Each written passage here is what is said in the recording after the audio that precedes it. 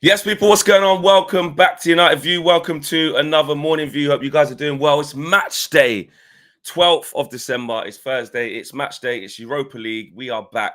And the big games that we have to win keep coming because we need points.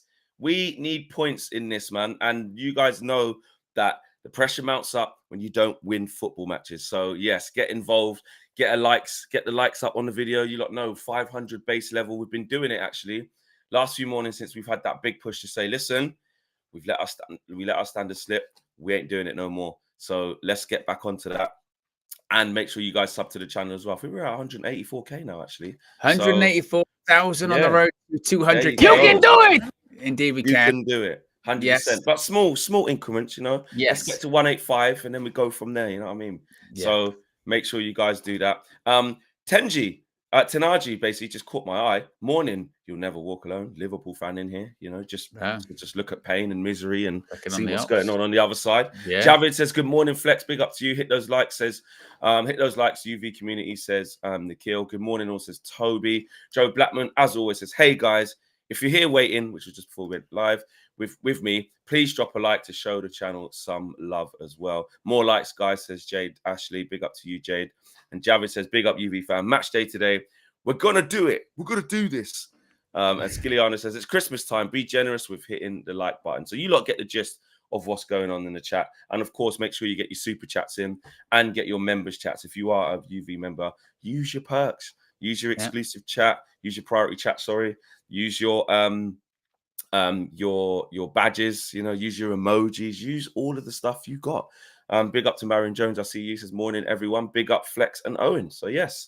We've already got over 100 likes, so that's nice. First couple of minutes, and we're at over 400, about 400 people watching, and over 100 likes. So I like that. The register and the crossing the T's and dotting the I's is somewhat done. The news, though, Owen. I mean, we've got a lot to talk about in this show. INEOS meaning business. INEOS summer clear out. Every player has a price tag. I remember hearing this at the beginning of INEOS's reign. Remember? Yeah. We heard stories like this. But Chris Wheeler, he's gone quite big with a few stories. Rashford with a 40 million asking price or 40 million price tag, however you want to fix it. And of course, we did have the presser yesterday with Terrell Malacia, by the way. Looking very sharp. Very. I loved it. He looked like someone out of Jackson 5. Glasses on, the afro's growing. He's in as soon as I saw it, I thought Flex is gonna love this. Flex is gonna love that. Glasses were on, relaxed, chilled. Yeah, I thought Flex is gonna enjoy that. Yes, I did. I really, really did. You know me too well. So we got a lot to talk about. Yes, indeed we do. Beginning with this clear out with prices being put on players' heads, if you will. Now, Florian Plettenberg, he's talking a lot about United, by the way, at the moment. He's talking a lot about United, talking a lot about transfers, people coming in, people going out or what have you. He put out a story yesterday saying internally, Manchester United agree that over half the players in the squad are serious candidates for a sale in the winter or summer if good offers come in. Ruben Amorim is to be given the opportunity to make a rebuild, which will require urgent sales. We know Man United's issues with PSR. Now, this is quite an interesting list, Flex. Currently, players considered unsellable include Amad Diallo, which would go, right, I can see that one. Kobbie Mainoo, right, I can see that one. Nusay Mazraoui, I can see that one. Matthijs de Ligt, I can kind of see just come in, you know what I mean? Lenny Yoro, I can see that. Andre Onana, which prior to the weekend would have gone fair enough. After the weekend, we've gone, they might, and 2 or 3 other key players. Now, one person who's been talked about the last few days, it was actually Florian Plettenberg that really got the ball rolling on him, was Marcus Rashford. Now, interestingly, since he put out that report, I have seen actually quite a lot of other journalists, even Sky, said Marcus Rashford would be like one of the players that Manchester United would be willing to sell. And many people wondered, well, if he was to go, what would the price be for Marcus Rashford? Well, interestingly, it's not as high as you think, certainly. Chris Wheeler is saying that Manchester United would consider offers of £40 million for Marcus Rashford, but accept there are unlikely to be any bidders for him in the January transfer window, but they could be open for a sale in the summer too. Now, £40 million, I suppose the chat can kind of speak about this too. Is that fair value Flex, would you say, when it comes to him? And what do you make of that list of players there as well? Yeah, well, with the Rashford costing that much, we got to get real. This whole 80 million player, 100 million pound player, the brand, that's just it. No one gives a shit about that. Like, let's just be real. It's about what you're doing on the pitch. It's about what you have been doing on the pitch, and it's about your track record. And Marcus Rashford's track record and sample size is there for us all to see. And the lack of big performances and the lack of quality and the lack of consistency is there for everyone to see. Of course, it's still attractive in terms of the brand. It still means something. That does, the name, selling shirts and all that kind of stuff. It means something that there is some ability in there. So whoever the buying club was would need to have a plan or a vision of, we think we can give the right environment to get the best out of this player. But 40 million is probably about it, to be honest, at best, because the way he's been playing, has he even been playing like a 40 million pound player? No, he hasn't. That's just because he's Rashford. He's at United, big contract, the brand. He's made hundreds of Man United appearances, playing the Champions League. At this point in time, ex-England international, Well, when players are still playing, I think you still call them England internationals, don't you? Until they stop playing. But you get my gist. You don't get in it anymore. So that 40 million is basically tax, because it's not. Wow. It's not really based off anything, and maybe the 30-goal season two years ago. Yeah, well, and if it was a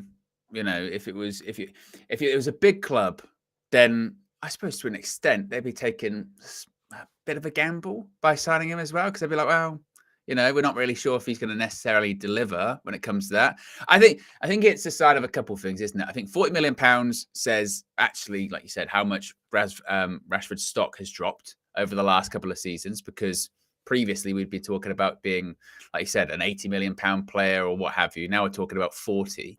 And also we're talking about a situation where we're going, actually, just how desperate are Manchester United from a PSR and FFP point of view, because they're like, well, if you can give us 40 million pound cash and we'll take all of it, because obviously he's an academy player, pure profit. Well, we need that. We really do need that. So I think it probably does. It does say a lot when it comes to that. I just saw, actually, Flex, out the corner of my eye, this morning, something from The Athletic about Alphonso Davies.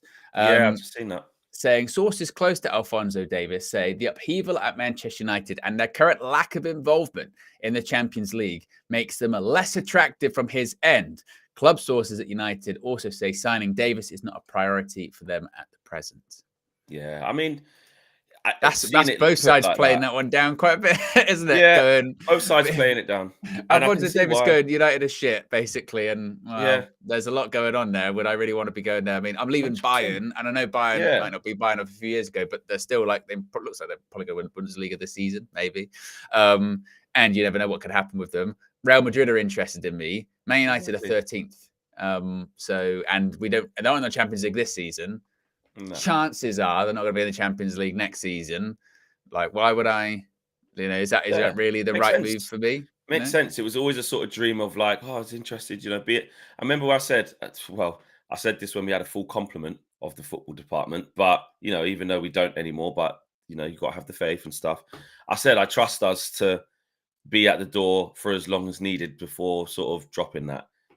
Put the feelers out. If you get batted off straight away, crack on. And I think maybe that's probably what's happened or will happen with this one. It makes sense. That sort of story from The Athletic makes more sense than us going from January all the way through to the summer to try and secure his signature. I think it'd be really unrealistic for us and a real shock for him to sort of downgrade. Really, let's call it what it is, for him to downgrade or take on that type of challenge, that type of new challenge, because for him, he can go to a lot of Champions League ready ready teams in world football. We'd be asking questions financially, wouldn't we? We'd be going, how much money have we offered? How much? You know what I mean? How much? Because it would be a lot. Could we be going, how have we persuaded him? Because again, like the things he is pointing out there are all true. There's a lot going on at United. A lot of people have just come in. Their sporting directors just left, which again, like you said, whether it's the right decision or the wrong decision, from the outside looking in, it looks chaotic. You look at their performances in the league, you look at the table, you look at there's more teams than ever in the Champions League, feels like this season. Oh, wait a minute, United still ain't in there. Yeah. So, you know, do I really want to be involved in all of that? Or do I want to go to Real Madrid or sign a new contract at Bayern Munich? I think I'll probably do one of those. So that's quite interesting, certainly. So maybe the Alphonso Davies transfer just kind of cold water, to be poured on that one very quickly. I agree. What did you make though of the that list of people that are deemed indispensable versus not indispensable? I'd say it's a little. Most of it was all right. Most of it was about right. There's still a few on there. There's still a few on there. You know, the Onana one Onana's not unsellable. He's not unsellable. And I'm that's not just based after the weekend. That's exactly. Just... I'm not just turning on him because because I've been giving him his praise, and as people like to remind me, lightheartedly, jokingly, because I was with Faisal from SDS podcast. So, on Saturday Social, they give it, they have a little laugh. I just wanted to challenge him. And I just said, oh, yeah, and he's doing the best keeper in the world thing. He had Courtois. I was like, yeah, well, in the Premier League, on form, Onana's got 60, turned it around. Just jovial. And obviously, as he goes on to make the mistake against Nottingham, my DMs was filled with, you said he's the best goalkeeper in the world, you clown. You still think that? It's funny how some people just can't see like a bit of banter or a bit of like, oh no, it's good, Man United 13th, mate. Like none of our players in the top bracket of anything. Like I'm just messing about. But anyway, even like I said, not just off the Forest thing, he's not unsellable. He's not. I'm not saying we have to get rid of him now and he's shocking and this, that, and the other. But long term, again, if you're giving Ruben Amorim what he wants, is it Onana? Does he want someone more secure? I don't know. Like, he's not an unsellable player. I wouldn't say that. I wouldn't go that far. Who else was on there? De Ligt was on there. It was. I'll get the quote back up on the screen. Actually, yeah. It was. We'll go back with the whatchamacallit and the thingy. The list includes Amad Diallo, which again, yeah, go, right, I get that. But I mean, got to give him a contract first. Got to sort that out. Yeah. Kobbie Mainoo, which again, you can understand that one. Nusay Mazraoui, which again, given didn't sign for that much in this season, doing very, very well. We wanted to play every single game. I can see that. Certainly, you're not going into the summer going, well, if an offer came in, we'd be looking to get rid. Yeah. De Ligt, I think that might be a case of we just signed him. He just come. He can be in the squad. You see where you're at next season. I'll have De Ligt in my squad, definitely. Lenny Oro, because you've signed him to be a long-term project. Andre Onana, which you just said that, let's have a look at options, see what they're at there. But I guess you would, I suppose you probably would go like, well, goalkeeper's not priority. Exactly. You've got to fix the outfield. And then they said 2 to 3 other key players. Who do you think those 2 or 3 other key players would be that are considered to be unsellable? I would say, as it stands, because we got Ruben Amorim, I'd probably say Ugarte. We're surprised that Bruno wasn't named in that. It shows.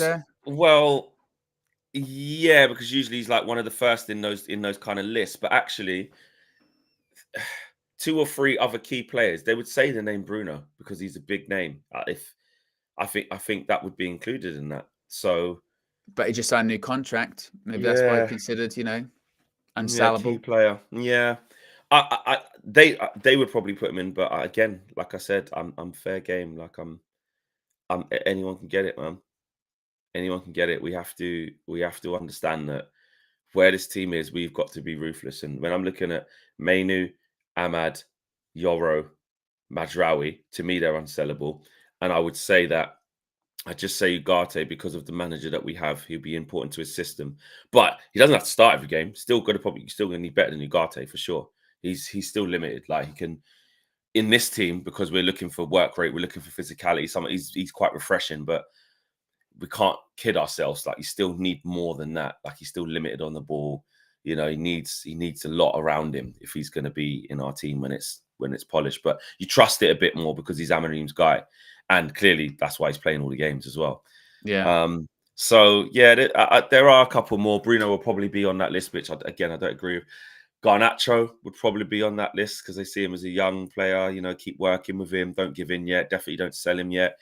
For me, again, if it's squad, if it's just, just coming off the bench, 15 minutes, see where he gets to. Wouldn't give in yet. Wouldn't give in just yet. Still got potential. Definitely wouldn't sell him yet. But he shouldn't be starting all the games being the main guy. Nowhere near that. Nowhere near that for me. Mason Mount. I've got my Mason Mount Kev coins. I'm trying. But in my heart of hearts, will we unleash that? Probably not. 60 million as well. Number 7.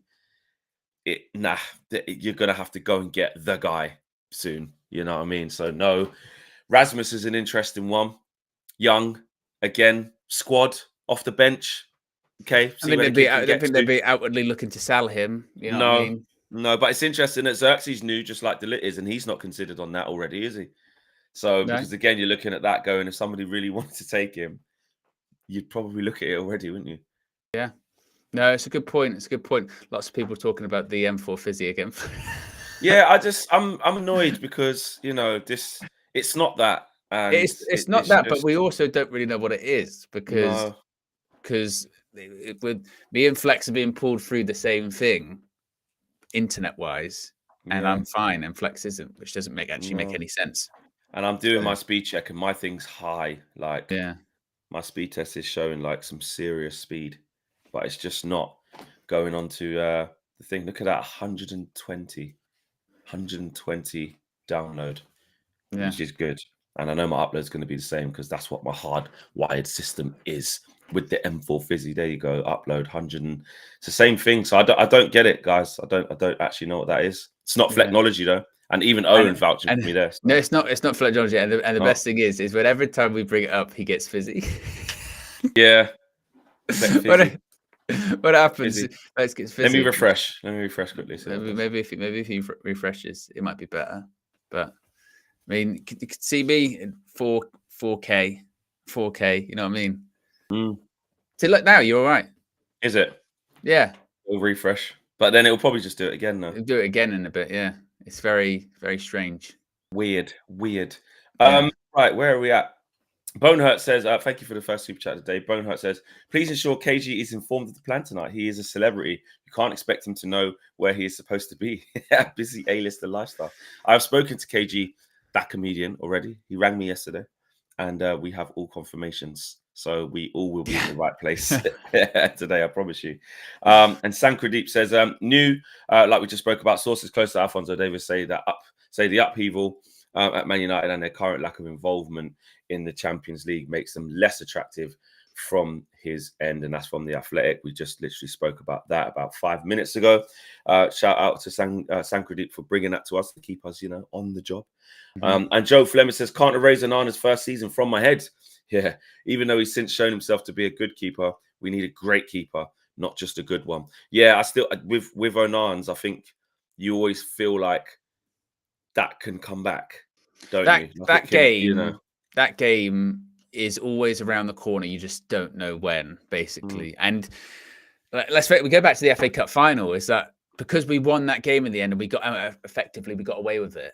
We're like, we don't really talk about it as much, you know what I mean? But it was a major mistake in a major game, and it didn't cost us. So it's like, okay, we won, euphoric, blah blah blah. But then you kind of forget about it. Like, no, it happens, and it continues to happen. And if you are going to be progressing, if you are going to be challenging and competing for things, you just can't have that thing at the back of your mind going, at any point he could throw the ball in the back of the net at any point. And that is a concern. And he's not like young, how old is he? 27, 28, something like that. He's in his pomp. Yeah, he's not going to change much. I think the fact that we're more surprised that he was turning it around and getting the clean sheets rather than this says we're right. It wasn't like, right, he's good now. This is what we always knew. It's like, fucking hell, he's calmed down a little bit. Yeah. Didn't see this coming. Yeah, do you know what I mean? So, and look, we need him to go back to that ASAP. There can't be a continuation of that tonight, this evening, this afternoon, wherever it is. There can't be a continuation of that tonight against Pilsen, because you can't. If he starts to go back down that road, he hasn't got enough credit in the bank. You know what I mean? Like, there's not enough sample size there to go like, no, just it doesn't matter. Just he'll be fine. Because like Joe says, you can't completely eradicate last year, but you give him a bit of grace because you go, right, he was getting used to it, and how it looked this season was that actually he was right then. how am I going to go from one of the, good keepers in the world to like, now I'm rubbish? No, I'm just adapting. I know that it was difficult for me, but now I'm here. Now I'm back. Now I'm comfortable. And we started to see it in his performances. But if this creeps back in again, we ain't gonna. And look, and you praise him because in certain games he absolutely won us points or kept us in the game. No doubt about it this season. There have been games where we've come out of it and we've gone, look, if Andre Onana wasn't playing today or whatever, we'd have been in big trouble. Or he saved us. He saved penalties against Ipswich. He was really unlucky to concede in that game. He did everything he could not to concede. And he does deserve credit for that, because that is still a good display from him. But again, it's one of those ones where you have to kind of take a step back and look at the bigger picture, don't you? And sort of go, actually, overall, there still feels like there's a liability there. And again, it feels harsh to say, because at points this season he has been consistent, but that at the weekend was consistent with what we saw last season, wasn't it? And actually, it's not even really a Manchester United specific thing, because we all saw it, didn't we? When he first came to United, we all saw the comps of the Onana mistakes at Ajax. It's not as if he never used to do that before in his career. He's always done that. He's always been there. Exactly. He's always been that kind of keeper. So I don't think anything will obviously what happened to him come the summer or what have you, but maybe the summer after, maybe that's something. He might get a grace, because like you said, there's more important positions to fix for Ruben Amorim and the outfield players. The goalkeeper, if he can just keep his head above water, just like not literally throwing it in the net every game, he'll go not under the radar, but by process of elimination, he won't be the biggest priority. So that will make him survive a little bit longer than maybe he would have or should have. Because the wing-back situation, we have to sort it. The top end of the pitch with these 10s and what the strikers and scoring goals, like we have to fix that. And midfield, like actually all of it. We need stronger, quicker, faster centre-backs, more imposing physically. We need that in midfield, like more physicality, more height, more athleticism, more technique, more everything.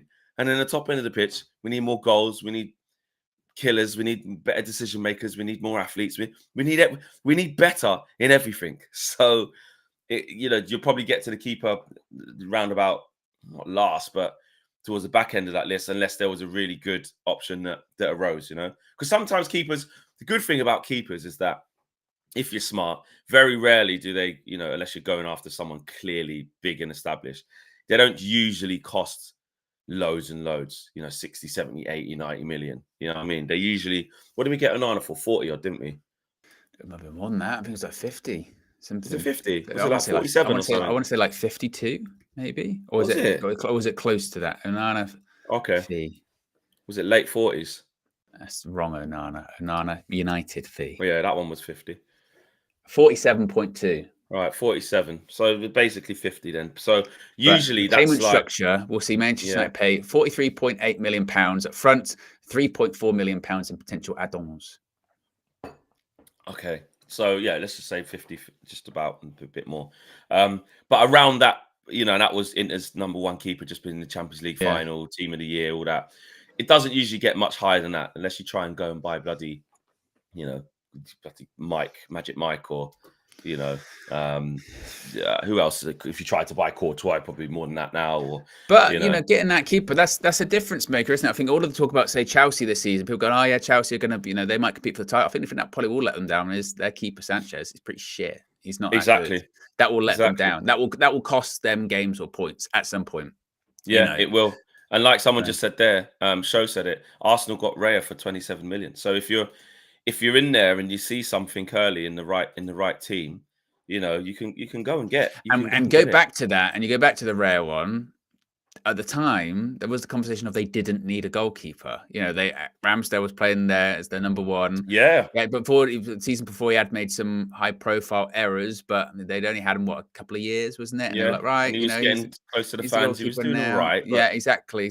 And I remember seeing the AFTV guys, because when Raya came in as well, made some mistakes initially, and it was like, didn't need to do this. He's tinkled too much of it. He's done this, he's done that. And then now, it's like, he's one of the best goalkeepers in the world.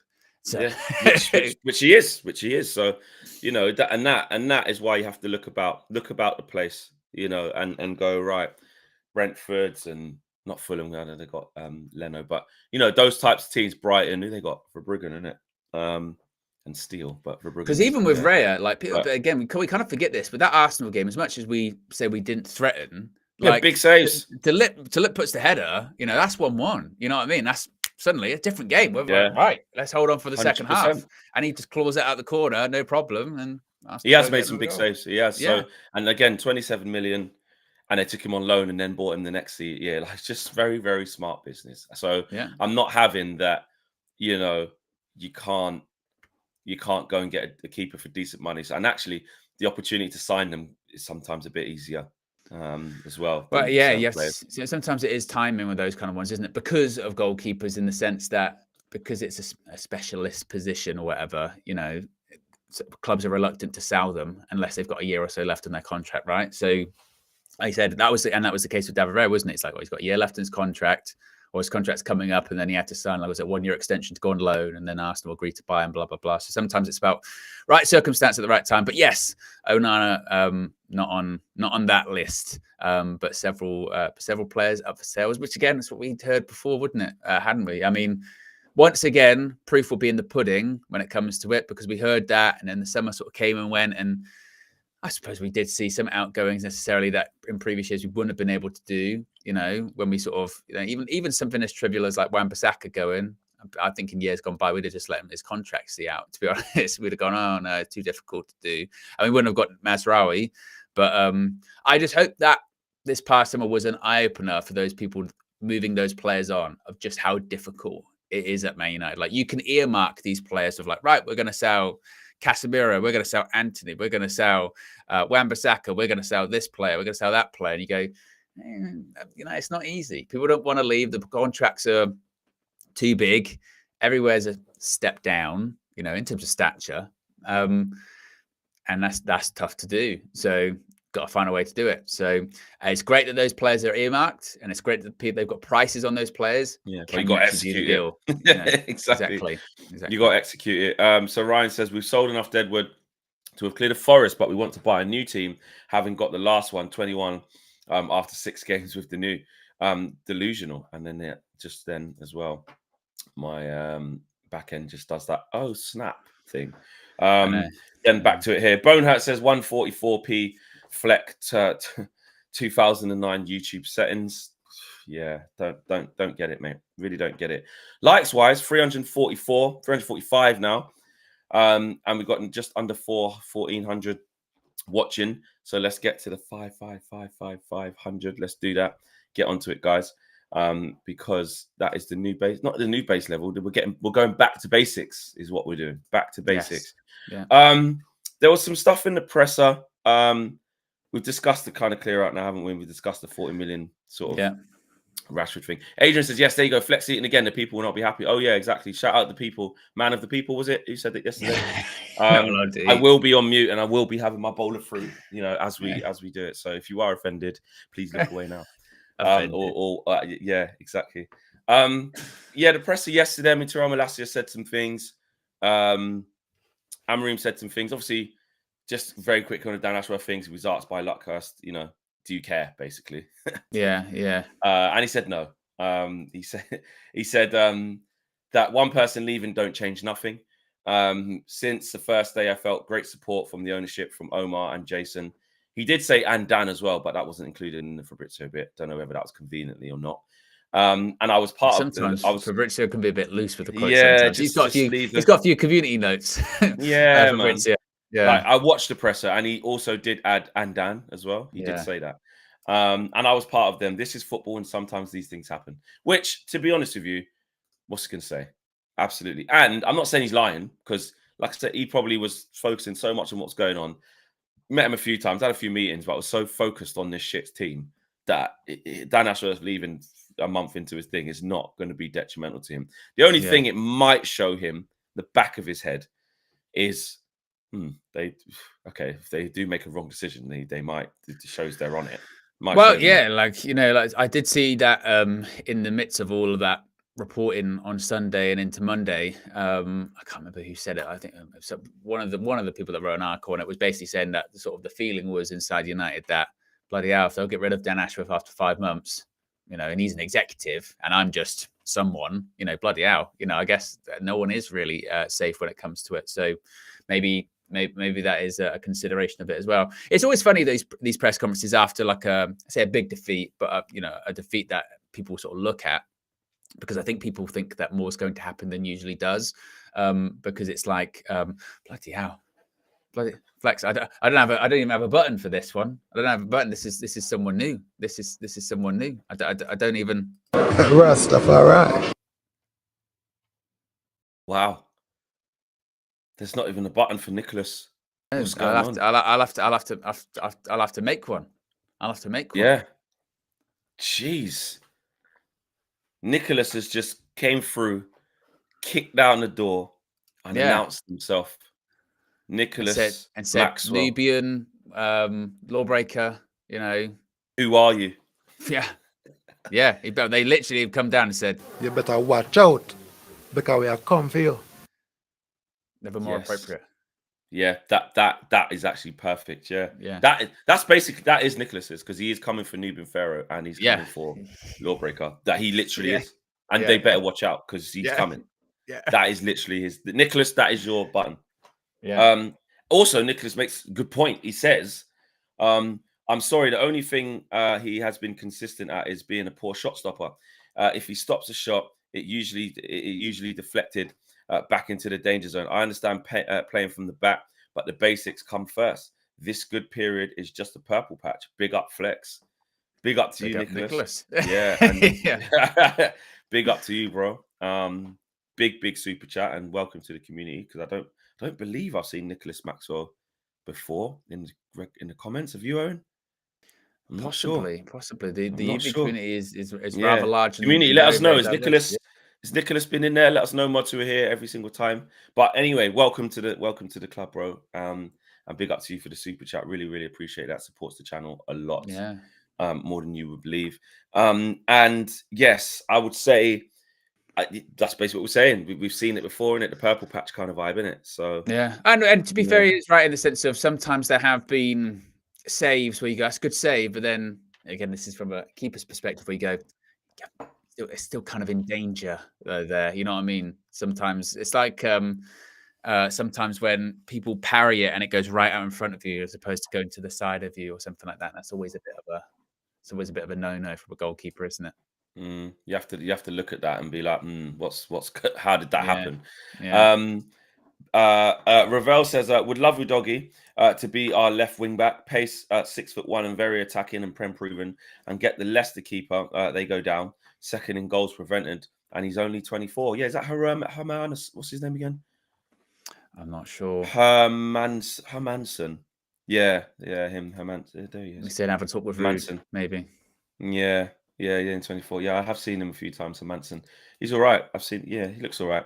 But the Udogie thing, and this is what I mean about the left back here. Listen, give me Robinson from Fulham. I've said it so many times, or someone like that. We need, like, I know this Leon kid was signing from the Paraguay league, etc. Which seems last night they were sort of saying like, it's pretty much done. And next summer he's going to come in. Yeah, we have to get. I know, like, people can hear this statement, and go, this is everything that's wrong football. You just want people who can run around. That's Fred. That's McTominay. No, like they have to be able to play. They have to be able to play, but we must raise the physicality of this team. Like we need some. Like Robinson is big. He's tall. He's at it, up and down, physical, powerful, good on the ball. You can't bully him. Like the athlete thing, I think we do underplay it a little bit, just how physical you have to be in this team. That's why we're getting done by teams like Forest. We're getting done, having tough nights against teams like Fulham and or Villa or whoever it is, Bournemouth. All these teams are physical. And it's interesting, isn't it? Because you see teams struggle. Like, for instance, Liverpool a couple of years ago under Klopp, their midfield, it's all old. Legs are kind of gone. They really struggled that season. They then have an off season where essentially the midfield goes. They bring a new one in. Last season, it felt like they were knocking on the door of being involved in a title race. This season, it looks like they're going to probably win the league. City, watch them again last night. Their midfield, they got nothing. They got no legs, no physicality. And people say, well, they dominated that game, but they're losing, and they're losing games. How did they lose last night against Juventus? On transition, and they just kept losing on transition. That's the only thing, by the way, that still gives me hope for the weekend. Is actually I was watching that, and I was thinking of you. I was looking. I was like, we have to play this way, and because I know that, like, I was saying it before I took a big L at the weekend, Fletcher, because before the Forest game, I was like, because I was on Friday, and I still stand by this. If you're going to pick out of all those big games, the Arsenal in the Cup, and prior to the Emirates, and Liverpool and City, if you're going to pick a game that Manchester United are most likely to win or get anything out of, it's the City game at the Etihad, because they're horrifically out of form. And actually, it's quite funny. I remember you saying, but they're not going to carry on like this. They bloody are. I mean, they literally won in the last 10 games. So you still would go into that game at the weekend going, well, yeah, you're right. You're right. There's ever a time for us to play City, but they would say if there's ever a time to play United. But the point being is, you can still look and go, I get something out of that game. But the way you beat them is the way that we've beaten them in the past, which is, transition, have a bit of, just try and outrun them. Problem is, you look at our team, you go, right, okay, who's going to do that then? Who's going to run out of our team? We're not that set up counter-attacking team. That's why I don't trust 5 years ago. No. I think we'll do all right to stay in the game. I don't think we'll get battered.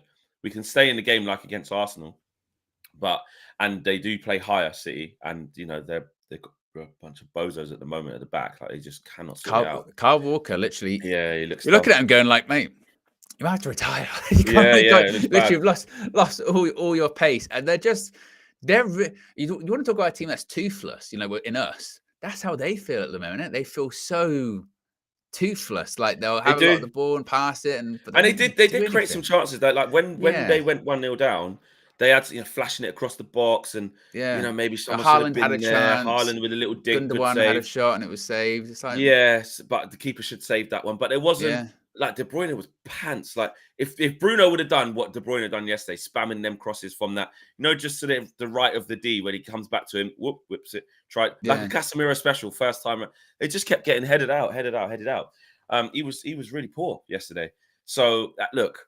But they beat Forest 3-0 at home. Look what happened to us. play Forest at home. Yeah, it's not something for us to be like, we will definitely beat them. It's more what you said. If you get your tactics right, you can have a game against them. Because they're not the City of old. They're still better than us. They are still better than us. But this version of them, with how poorly they're playing, gives us a chance. But we will still have to do something we haven't seen from us and play really well as well to execute that plan. And that's the bit I don't necessarily trust, which is why I still think we'd lose, because the characters we've got, I don't trust them to be effective enough. Which is a sad indictment. I want to go into this having a bit of belief because City are so poor and go, you know what? We can give them a game. Come on. We can compile their misery. All these times they've come and slapped us up. Let's go stick one on them. Let's leave there with a clean sheet, couple of goals, leaving them all scratching their head. Where's your Posman now? All of that. I'd love to say that. That's what I want to happen. But we have to look at, we're just coming. And even tonight, mate, this team, the same like the Bodo Glimt team, where people go, listen, I know you think you don't know much about this team. Like Amram said, they run a lot. And I saw some of the quotes from one of their players in the press saying, we're going to play our game. We're going to make it uncomfortable. We're going to run a lot. We're going to be physical. And that's why Amram's saying we have to have the ball. We can't make it transitional. We can't allow them onto it. Like, we have to play properly, because none of these games are easy. And we've only got 3 games left ourselves, including this. So, you know what I mean? We need to get a move on in this Europa League and make sure we get in that top 8. Yeah, well, we were saying yesterday, weren't we, about the new format of these European competitions, and people saying about whether they like them or not. And I did see people frustrated with that. The next set of European games, in January, which feels just kind of wrong, doesn't it? That is a bit shit. You feel like, you get to the end of the calendar year and then where you're going for the rest of the European campaign sort of thing. So that does feel a bit wrong. But what you have also seen in the Champions League anyway is, most of the teams that are going to be eliminated, you would kind of expect to be, I suppose, eliminated. But there is that, like, PSG are in there, City are in there, and then you sort of go, actually, there are a couple of interesting ones there. And in the Champions League also as well, that top 8, it is filled with teams that you got to, well, I didn't necessarily think they were going to be in the top 8. You know, I didn't think it was going to go like that. And that's quite interesting, I suppose, when it comes to the Europa League, because like you said, we've got to get a shift on. Otherwise, we're playing playoffs. And because we can't trust this team, that's not a prerequisite in the sense of, well, we're going to go through anyway. I mean, it's like, it's the bare minimum to get out the league phase. We've got out the league phase if we are in that playoff bit. But, you know, I don't know. Again, I can't trust us. Can't trust us at all. And if you go into that sort of playoff situation, and there are other teams that maybe haven't done as well as you thought, you could end up getting a really tough tie. So, yeah, got to get a shift on. These away Europa League games. Again, Victoria Pilsen away is a game that I think of when you're playing in the Europa League. You go, I'll tell you what, go away to Victoria Pilsen. That's what I'm thinking. That's on a Thursday in December. You know, it's in the cold. That's the one. That's the one you think of. And they're always on early. You know what I mean? So it's on kickoffs 5:45. Yeah, okay. You know, a lot of people, they're not even back from work. You know, yeah, it's one of those ones. And you don't know. I don't know. We know that the only thing we know Malassia's starting, you know, because of course he was in the presser and Ruben Amorim said that, which probably we're talking about City game at the weekend, probably means he's not going to play or start rather at the weekend against City. The rest of that, we're expecting rotation once more. Rotation Ruben. Where the goal was going to come from. Casemiro's posted on the Instagram, just seen that, you know, Victoria Pilsen. So that's, you know, usually sometimes they're a bit more active on socials, isn't it, if they play? But then again, Anthony's a bit shameless sometimes. He's always involved in don't start. Yeah. But Casemiro, I don't know. He's a bit in the squad. He's in the squad. Yeah. He's definitely travelled. Everyone has, everyone apart from Luke Shaw. Euro. I saw a Euro graphic of you know, doing this. So maybe that means he's in. So you don't know, but yeah, I think you're definitely going to see Tyrell Malacia start. Good to see him say, I saw an improvement, you know, myself from Bodo Glimt to Arsenal. So it's just about getting that game time, getting the minutes. Which we saw, to be fair, as well, didn't it? Like, you know, obviously the Bodo Glimt one, he got exposed in the sense of ball over the top, got run after it. First game for 18 months starting. I ain't going to get that, you know. And then I think naturally, because I remember talking about that at the time, I said that to KG when it happened. I went, that is quite concerning. And the only thing you have to kind of figure out with that is just, is that rustiness or is that the injury, basically? And you don't know. You're like, we don't know that. Now, when he played against Arsenal, or when the starting lineup came out against Arsenal, it was like Tyrell Malacia starting. You went, bloody hell.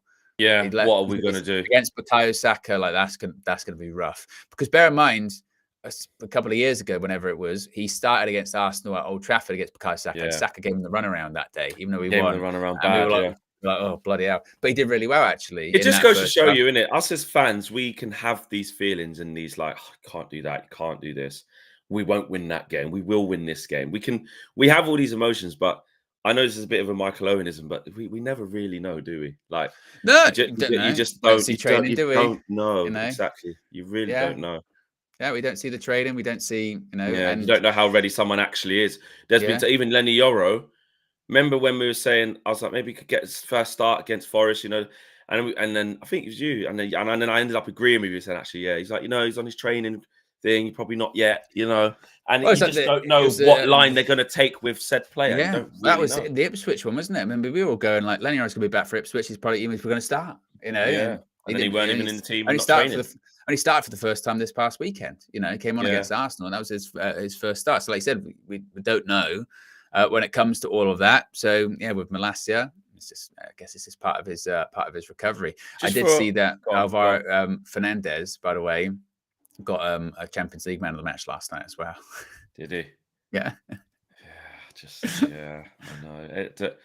I mean, what's the buyback saying? You know what I mean? Well, this kid as well. I mean, Man United, MUFC, MPB. Obviously, they're going big on it because they had a bit of a say in, you know, how quick they kind of reported it. But they're just reposting, obviously, like, you know, this Diego Leon will be the first Paraguayan to ever play for United, which is interesting. But again, he's been brought in as someone, you know, for the future. So even when he gets here in the summer of 25, you know, he might not even might be in the under 21s. We don't know. And listen, I think Romano said it's a bit similar to the Sekou Kone one, where it's like coming in straight away. It might be like an 18 months, 2 years. No, it's not like But it's not like we're going to go in summer. The summer window is going to shut, and we're going to go. Well, we didn't buy a left wing back because we'd already got one. No, you know what I mean? no, That's just for not going to be the case. I don't know why. I'm not saying don't be pleased we're using our scouting network and finding the next kid for 3 million from here and Sekou Kone for a couple of million. That Chidu, like, yes, good. Because in 4 years, I want to say, look, all that work we've done 3 or 4 years ago in the scouting, look now. I want to say that. So that's fine. But let's not get carried away, guys. Let's stick to the task. We need players for now. We need players who are going to come into this squad now and do it. It's a given. Your academy is supposed to be good. Your scouting network for the youngsters around the world is meant to be good. But Man United, for crying out loud. But now it's about our recruitment for this first team 11. And just get me Anthony Robinson, please. Please. Is that the one you've decided now? That's the I just really like him, man. And do you know what it is? Flex fixates on certain players, and then he'll be like, right, we've got to get him. We won't even be linked. I mean, no, we've been it's not a link. We've been superficially linked. Like he's nothing. when lists have come out or whatever, he might be on like a list or whatever, but nothing like that. So Flex. Yeah, this is just vibes. Do not, guys. There's no inside knowledge. This is no nothing. He's in his prime. He's 27. He's powerful. He's quick. He's athletic. He's good. Is that where are you though? 27. 27. Nah. We need some ready-made, man. Not everyone has to be 23, 24. Nah, don't mind. Obviously, depending on, I'm not, whatever the price has to make sense because he is 27. I'm not, from a Premier League club. But you know, I just like him. Or if not him, again, like I did with the Ghost. 3 years left in his contract, according to Tabros. Yeah. Would you get him? He's from Milton Keynes as well. Didn't know that. Definitely get him now. That's not. It's okay. Fair enough. It's not going to happen then. But I like players like, get me someone like him. Like how I said with the Ghost of Rafe the Phantom, I said I need the next up and coming thing. I don't care where you get it from. Just give me that quick, can play young centre back. Just with the left back, okay, they have to be young, whatever. But I just need power. I just want to look at the team and see, especially because I sit on that side, in front of me, I just want to see this person, whoever it is, this person just go vroom, up, down, bodying people, little broing people, little manning people, say, yo, move, get off. Like, I need, I can't explain it, bro. I keep watching us and we're so lightweight. I hate it. Speaking of players that you like fixated on, would you still take N'Golo Kante, Flex? Yes. Is he injured? No, I was asking. Yes. Would you still take him? Don't ask me silly questions. Today, yes. I hadn't even seen him play for the last. Does he still get in the French team? I don't know if he's retired or not. You know what I mean? Because that strengthened your argument, wasn't it? It was strengthened your argument when you saw him play at the Euros. They all laughed at me, mate. But all laughed at me. He's in Saudi league. He can't play at the highest level. Well, I'm seeing him flipping over Tchouameni and Camavinga, mate. Little guy still driving his minis, getting man of the matches in the Euros. I hate to think West Ham. Imagine they were in talks with him over the summer. How mad is that? Yeah, if that would have happened, I'd have gone crazy. Yeah, I'd have gone mad. But obviously, that's just my little running joke with the Kante thing. But yeah, I honestly, I don't think you lot get it, man. Like physicality, man. And again, I don't mean just players who don't have a clue and can't play. But I'm not saying get 11 Ugates because they can run. I'm not saying that. They have to have both. But the physicality and in this team and the athleticism is just. I just look at us against other teams. I'm just like, we're getting eaten alive. I sat in my seat against Forest. I'm like, who's gonna stand up and go, F this? This ain't happening today. Do we have a group of players who can do that? And I just went, no, we don't. Very weak. Yeah. Very weak, man. Very weak. Nicholas Maxwell with another super chat says, yes, I've been here from United Stand Days. Big up to you, Nicholas. Says, showing support, big up the whole United View team. Well, you didn't have to do that to show support, bro. Yeah. Honestly, we'll never be forgotten now, certainly. Yeah, 100%. Big up to you, Nicholas, man. And Akil says, Walker finding a real meaning to his name. City favorite, City fan. I don't know. But yeah, finding the real because he's walking, because he's slow now. Yeah. 483 likes as well, guys. Let's get to that. Let's get to 500 because we pretty much done it. Just for a bit of fun before we wrap up and let these guys get us to 500. Yeah. Let's predict the team for tonight. Let's just do it. Bloody hell! Come on, let's have it. This is hard. This full is compliment, hard. apart from Luke Shaw. Come on. Okay, we have to celebrate that, Owen. Andre Onana in goal. Yes. Back three. Maguire's in there. Yep. Mazraoui will probably play because he didn't start at the weekend. So that means he's probably going to play twice this week. Yep. So Maguire, Mazraoui, and left centre back. I mean, probably have to be Leacher. I mean, who else are we going to play left centre back? I think he's going to go from left to right. I think he's going to go Mazraoui, Maguire, Yoro. Think he'll play Yoro? Yeah. Oh, Lindelof's in the squad, actually. Maybe Lindelof might play for a bit. Might come off the bench. I think he'll start. But then again, when players come back from long injuries, we always go, didn't think he'd start. He could start and then play like 45 minutes or something like that. I wouldn't be shocked. Wouldn't be shocked. Wing backs. Thing is, you can't rule out that Ahmad wouldn't play because he didn't play midweek last week. Let's say Ahmad and Dallo because Malacia on the left and Dallo on the right. The way it just clicked in when you realised that Malacia's playing again. Yeah. So I think Ahmad will be back to the bench. Well, actually, someone's saying Anthony. There could be Malacia and Anthony. Yes, it could be actually. I tell you, Leo, you're right. I tell you what. Yes, I'll go with that. Inside tens will be Rashford and Mason Mount. And the striker will be Joshua Zirkzee. Who's the midfielders? Just left them out. So you've gone Bruno. Casemiro. Right. And what other midfielders have we got? Ericsson, Cobby, Bruno. Well, you put Bruno further forward, but Mount. Oh, it depends if Bruno plays or not. Maybe I'm going to go Casemiro, Bruno. So you think Bruno and deeper? Yeah. And what are you going in the tens then? Rashford and Mount. Yeah. And then Zirkzee up front. Yeah. Okay. Yeah. Who fucking knows? Yeah. I mean, it's anyone's guess, isn't it? The only thing we know is Malacia's playing. Yeah, that's the only thing. And Onana's playing. Yeah, that's and Bruno. Bruno will play. Bruno will definitely play. I don't think there'll be a game where he doesn't start. You have to, again, because he rotates quite a lot, you have to basically think who's going to start against City and work backwards. And work backwards. That's true. And who's like the quick recoverers. Exactly. I mean, that's why he keeps playing Dallo and he keeps playing Bruno because he knows they can recover quick. Well, he said it, didn't he? Right, there you go, guys. We did get to 500. We're on 506. A big up to each and every single one of you. Shout out to all the super chats. Of course, the biggest one today, Nicholas Maxwell, but also all of you. Ravel, big up to Akil, big up to Bonehurt, big up to Sir Ryan, big up to Joe Fleming, Sankradeep, for sending in your super chats as well. They're all very, very appreciated. Match view today. Me and KG will be at UVHQ. I'm not in Czechia today. So I will be at UVHQ with KG, that comedian, myself and him will be taking you through, and Owen will be handing over to us. And of course, we'll have the reaction after the game and a full-time view as well. And if we win, the chance to win yourself a Man United shirt as well. I've been able to do it the last couple of games. It's been back-to-back L's, mate. So please do get involved. As Oxford Natural, they are sponsoring the Man of the Match segment of the shows, and they are giving away Manchester United shirts from the third shirt to the away shirt to the home shirt. So yes, you just got to be with us for the Man of the Match selection at the time, but hopefully we get a Man of the Match and we win the game, because for draws and losses it doesn't quite work. We have to win. No. So don't count. All right, guys, take care. We're out of here. I'll see you later on this afternoon. Well, I'll certainly see this afternoon. I'm like at 3:45, whatever it is. Mental. 3:45 for a Europa League game. 3:45. Wow. There you go. Lovely. All right, guys, take care. See you soon. Peace.